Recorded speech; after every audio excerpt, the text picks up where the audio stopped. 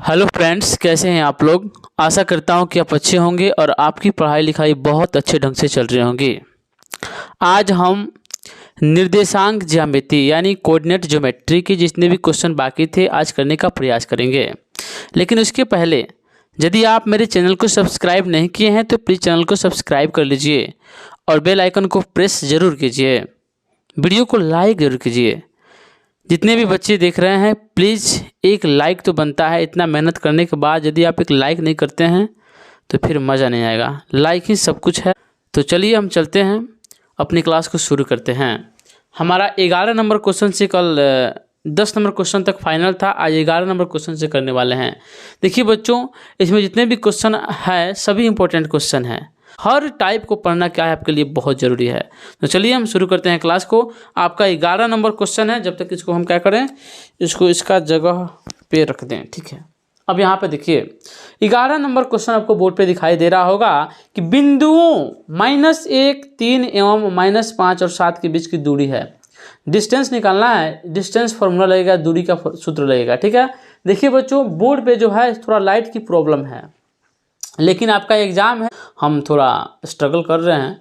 लेकिन देखिए थोड़ा लाइट का प्रॉब्लम होने की वजह से जो हम लिख रहे हैं उसको आप साफ नहीं देख पा रहे होंगे, ठीक है। तो थोड़ा बच्चों एडजस्ट कीजिए, जल्दी से जल्दी परिवार को बढ़ाइए ताकि हम डिजिटल लगा दें, तब पढ़ने में मज़ा आएगा, ठीक है। तो चलिए हम शुरू करते हैं। देखिए 2 को बिंदु दिया गया है, -1, 3, एक और क्या है -5 और 7 के बीच की दूरी निकलना है। यानी मान लीजिए एगो बिंदु ई है, एगो बिंदु क्या है ई है। इसका पॉइंट कितना दिया हुआ है -1 और 3 दिया हुआ है। इसका -5 और 7 दिया गया है। अब बीच की दूरी बोल रहा है, तो दूरी का फॉर्मूला क्या होता है, दूरी बराबर क्या होता है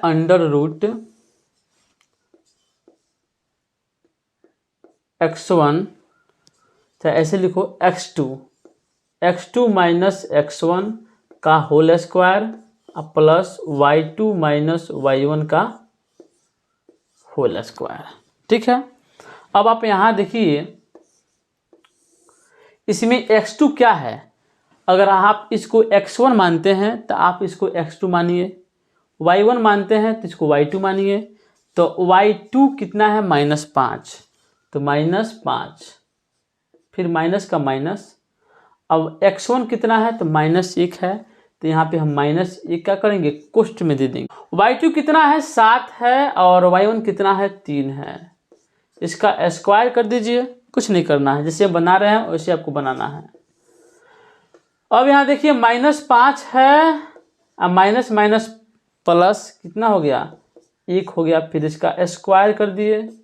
उसी प्रकार 7 में से 4 जाएगा, 3 जाएगा, कितना बचा 4 बचेगा, 4 का स्क्वायर। यहाँ ध्यान दीजिए, -5 है +1 है, -5 में से 1 जाएगा, कितना बचेगा, माइनस में 4 बचेगा। अब -4 का स्क्वायर कीजिएगा तो 4 चौका कितना होता है 16 होता है, तो 16 हो गया, यहाँ प्लस हो गया। 4 का स्क्वायर 16 होता है, 16 दूना 32 हो गया, यानी अंदर रूट कितना हो गया 32। इसको निकालिएगा ना, 32 का रूट निकालिए। यहाँ पे 2 से कटेगा 16 दूना 32, फिर 2 से कटेगा 8 दूना 16, फिर 2 से कटेगा 4 दूना 8, फिर 2 से कटेगा 2 दूना 4। इसका जोड़ा लग गया, इसका जोड़ा लग गया, 2 दूना 4, 4√2 आपका दूरी हो गया।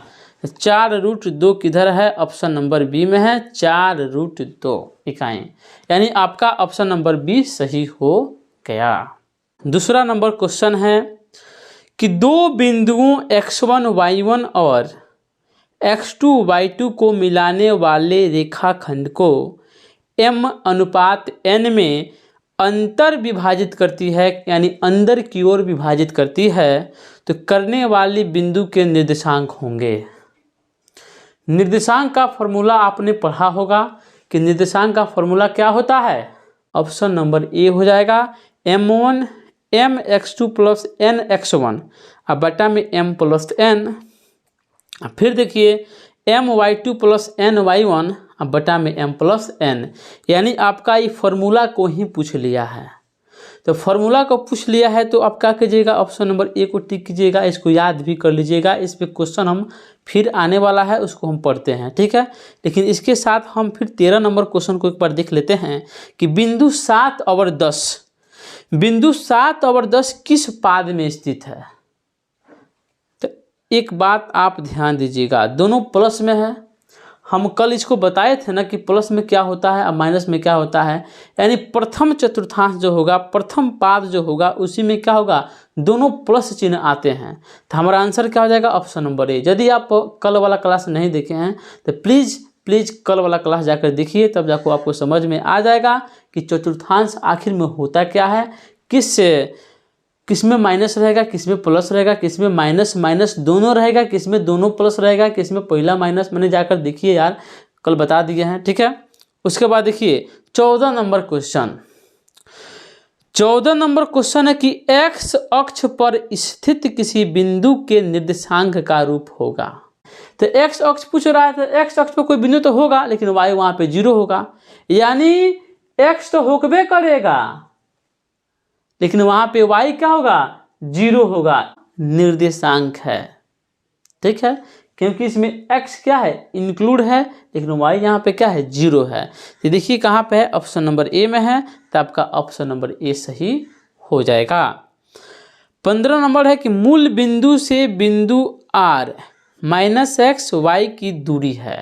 अब बताइए, अब यहाँ पे हम क्या करेंगे, पहले इसको मिटा देते हैं।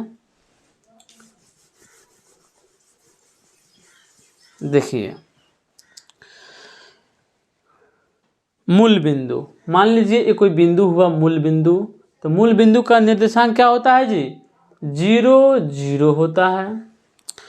और बिंदु R दिया हुआ है, यहाँ पे R कितना दिया हुआ है, -x है और कोमा y है, ये बिंदु है। इससे मिलाने वाली जो रेखा है ना, इसकी दूरी पूछा है, अभी ना पढ़े हैं। तो क्या करेंगे, अंडर रूट x2 - x1, तो x2 - x1, x2 माइनस में x हो गया x2 और माइनस x1 कितना होगा, 0, इसी का whole square plus y2 - y1 का होल स्क्वायर। अब आप यहाँ देखिए -x है, इसमें से -0 निकालेंगे तो कोई असर पड़ेगा नहीं। -x का स्क्वायर कितना होता है, x होता है, स्क्वायर होता है, ठीक है। अब प्लस में y -0, y में से 0 को निकालेंगे तो कोई असर पड़ेगा नहीं पड़ेगा, तो y का स्क्वायर, ठीक है। अब आपका ये क्या हो गया, आंसर हो गया under root x² plus y², इकाई ऑप्शन नंबर ए में स्थित है, ठीक है। उसी प्रकार 16 नंबर क्वेश्चन है, बिंदु P 5 7 दिया है और Q 8 11 दिया है, बीच की दूरी निकालना है। तो दूरी निकालना है तो आप जानते हैं दूरी का बात क्या होता है, यही है। क्या करेंगे, फिर अंडर रूट पर एक बार लिख लेते हैं।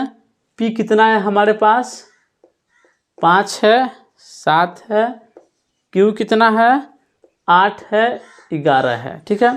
तो देखिए x2 - x1, तो x2 कितना है, 5 8 है, x2 -x1 5 है, इसका स्क्वायर कीजिए, प्लस y2 कितना है, 11 है, तो 11 लिखिए, माइनस y2 - y1 तो 7 है, तो इसका स्क्वायर कीजिए।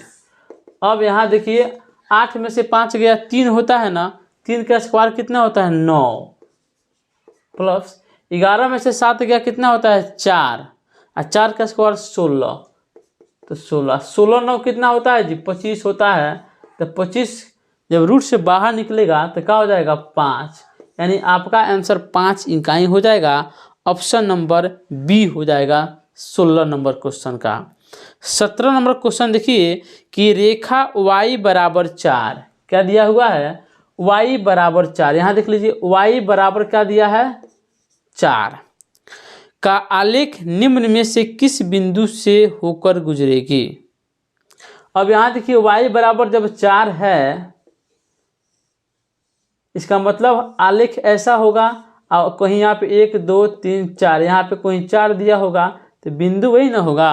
तो यहाँ पे y बराबर जब 4 है तो x बराबर 0 हुआ होगा, तो यानी x बराबर 0 और y बराबर 4, इसी से न होकर गुजरेगी रेखा। तो कहाँ ऑप्शन है, देखिए इसमें से 0 4 ऑप्शन में है ही नहीं, यानी इसका क्या हो जाएगा, इसमें ऑप्शन बी दिया है जो कि गलत है, ठीक है ना। तो इसमें क्या हो जाएगा, ऑप्शन नंबर डी आपका सही हो जाएगा, इनमें से कोई नहीं, ठीक है। 18 नंबर क्वेश्चन है कि मूल बिंदु के निर्देशांक होते हैं। मूल बिंदु क्या होता है, यही ना होता है मूल बिंदु। यहाँ पे x का मान भी 0 होता है और y का मान भी 0 होता है, यानी मूल बिंदु क्या होते हैं, 0 0 होते हैं, 0 0 निर्देशांक वाले होते हैं, ठीक है। तो इसका ऑप्शन नंबर आपका कौन सा सही हो जाएगा, ऑप्शन नंबर ए सही हो जाएगा 18 नंबर का। 19 नंबर क्वेश्चन देखिए कि y अक्ष पर सभी बिंदुओं का भुज होता है। y अक्ष पर, यहाँ देखिए ये क्या हो गया हमारा, x अक्ष हो गया, ये y अक्ष हो गया। तो y अक्ष पे सभी बिंदुओं का भुज। अब बताइए यहाँ पे भुज है, ये तो कोटि वाला है, y अक्ष कोटि ना है, लेकिन हम भुज पूछ रहा है, तो एक यही ना मूल बिंदु है जहाँ पे x का मान क्या होता है, 0 होता है। तो क्वेश्चन का आंसर क्या हो जाएगा, y अक्ष पर सभी बिंदुओं का भुज होता है कितना, 0 होता है। तो आपका ऑप्शन नंबर बी हो जाएगा, क्योंकि y अक्ष की बात कर रहा है तो इसमें x का कोई मतलब है नहीं है, इन्हें यानी मतलब क्या है, x बराबर 0, ठीक है। तो ऑप्शन नंबर आपका बी सही हो जाएगा। अब 20 नंबर क्वेश्चन देखिए, 20 नंबर क्वेश्चन जो है, बिंदु ए 0 8 और बी में क्या है -12 और 0 को मिलाने वाली रेखा खंड के मध्य बिंदु का निर्देशांक पूछा है। तो मध्य बिंदु का निर्देशांक का फॉर्मूला क्या होता है, मध्य बिंदु के निर्देशांक का फॉर्मूला होता है x1, क्या होता है, x1 प्लस x2 अब बटा में 2, y1 प्लस y2 अब बटा में 2, ये क्या होते हैं, मध्य बिंदु निकालने का सूत्र है। अब यहाँ देखिए x1 कितना दिया हुआ है, 0, y2 x2 कितना दिया हुआ है, तो -12 अब बटा में कितना हो गया, 2, y1 कितना दिया हुआ है, 8, y2 कितना दिया हुआ है, 0 अब बटा में 2। अब आप भी बताइए, -12 है, इसमें +0 जोड़ेंगे तो कोई असर पड़ेगा नहीं, और 2 से कटाएंगे -12 तो कितना होगा, -6, यानी -6। आइए देखिए 8 में 0 को जोड़िएगा तो कोई असर पड़ने वाला है नहीं, तो 8 में 2 से भाग दीजिएगा तो कितना होगा, 4, यानी यहाँ पर हो गया 4। -6 और 4 इसमें देखिए कहाँ है, -6 और 4 कहाँ है, तो ऑप्शन नंबर, अब यहाँ देखिए गलती हो गया जी, इसमें तो ऑप्शन मिल ही नहीं रहा है।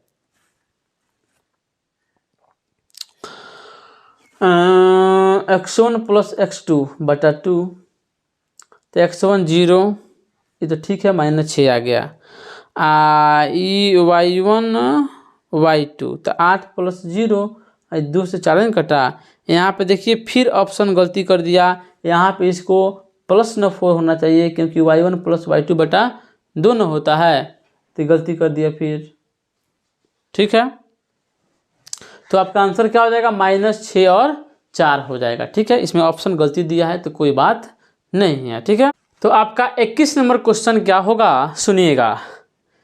यदि त्रिभुज ABC के शीर्षों के निर्देशांक E में दिया हुआ है x1, y1, B में है x2, y2 तथा C में है x3, y3 है, तो इसके केंद्रक का निर्देशांक होगा। इस बात को आप याद कर लीजिए, क्योंकि ये डायरेक्ट फॉर्मूला लेकर पूछ लिया है, इस पे क्वेश्चन भी पूछता है निर्देशांक दे करके। तो यहाँ पे फॉर्मूला हमारा क्या हो जाएगा, x1 plus x2 plus x3 बटा में 3, यानी ऑप्शन नंबर आपका डी जो है, ये त्रिभुज के केंद्रक का निर्देशांक का फॉर्मूला है। तो इसको क्या कीजिए, आप याद कर लीजिए, ठीक है। यहाँ तो हमारा काम चल गया ऑप्शन नंबर डी मार के, लेकिन आगे हमको सॉल्व भी करना होगा जब निर्देशांक इसका देकर पूछेगा तब, ठीक है। तो हमारा 22 नंबर क्वेश्चन देखिए कि यदि बिंदुएं P दे दिया है, Q दे दिया है और R दे दिया है और पूछा है कि संरेख हैं, यानी संरेख होने का एक फॉर्मूला ये भी है कि बोर्ड पे देखिए, x1 into y2 minus y3 plus x2 into y3 minus y1 plus x3 into y1 minus y2 बराबर 0 कर देंगे तो हमारा संरेख है। एक बात आप याद रखिए, देखिए यहाँ पे एक लिखा है, हमेशा 1 2 3 का क्रम चलता रहेगा। एक है तो 2 3 आया, 2 लिखे हैं 2 के बाद 3 3 के बाद 4 थोड़ा लेंगे, एक फिर 1 से आएंगे, फिर 1, फिर यहाँ देखिए 3 लिए हैं तो 3 के बाद 1 न होगा, 4 तक जाएंगे नहीं तो फिर 1 फिर 2। आप सब में बाहर में x1 x2 x3 लिए हैं, इस सब में अंदर में माइनस माइनस है और वाई वाई का खेल है। इस तरह आप ट्रिक बना करके इसको याद कर लीजिए, ठीक है। अब आप यहाँ पे देखिए 3 गो क्या दे दिया है, बिंदु दिया है। इन तीनों का प्रयोग करके हमें k का मान निकाल लेना है। तो सबसे पहले हमारा इसमें देखिए x1 क्या है, 2 है, तो हमें 2 लिख लीजिए। और y2 क्या है, इसमें k है। y3 क्या है, -3 है। प्लस x2 कितना है, 4 है। ध्यान से लिखना होता है, नहीं तो इसमें बहुत गड़बड़ी होता है। y3 कितना है, -3 है। और y1 कितना है, 3 है। x3 कितना है, 6 है। y1 कितना है, 3 है। y2 कितना है, k है। y2 के सही है, इसका मतलब बराबर 0 कर लीजिए। यहाँ से देखिए 2 हो गया, यहाँ k माइनस माइनस प्लस 3। अब यहाँ देखिए कुछ नहीं है तो -3 -6, तो गुना -6। अब यहाँ देखिए 6 तिरका 18 -6 के बराबर 0। फिर यहाँ देखिए वही बात है, यहाँ भी सिंप्लाइज का चिन्ह दे दीजिए। 2 के प्लस में 3 दूना 6 और प्लस में देखिए यहाँ पे माइनस हो जाएगा, -6 और 4 में गुना कीजिएगा तो क्या होगा, 6 चौका 24 यानी -24, तो -24 कर दीजिए। अब प्लस यहाँ देखिए 18 है तो 18, यहाँ -6 के है तो 6 के बराबर 0। अब यहाँ देखिए यहाँ पे -6 के है, यहाँ पे 2 के है, तो 6 के में से 2 के खत्म तो -4 के, यानी क्या हो जाएगा, -4 के हो जाएगा, ठीक है। अब यहाँ देखिए 18 है, 24 है, 6 है, तो 18 6 कितना होता है, 24, दोनों प्लस में है। आज 24 में से 24 चल जाएगा, कितना हुआ, खत्म हो गया, 0 हो गया, यानी प्लस में क्या हो गया, 0 = 0। इसलिए k का मान क्या हो जाएगा, इधर जाएगा तो 0/-4 हो जाएगा, तो ये क्या होगा, इसका मान टोटली 0 हो गया, यानी k का मान क्या हो गया, 0। यानी ऑप्शन नंबर आपका डी सही हो जाएगा, 22 का ऑप्शन नंबर डी सही हो जाएगा, ठीक है। आज हम इतना ही क्वेश्चन करेंगे, कल इसके आगे वाले जितने क्वेश्चन हैं कल कंप्लीट करने का प्रयास करेंगे, क्योंकि एग्जाम से पहले आपको सारा का सारा ऑब्जेक्टिव क्वेश्चन करा के भेजना है। और एक प्यारा सा लाइक करके जरूर जाइएगा, ठीक है। तो चलिए चलते हैं, जय हिंद जय भारत।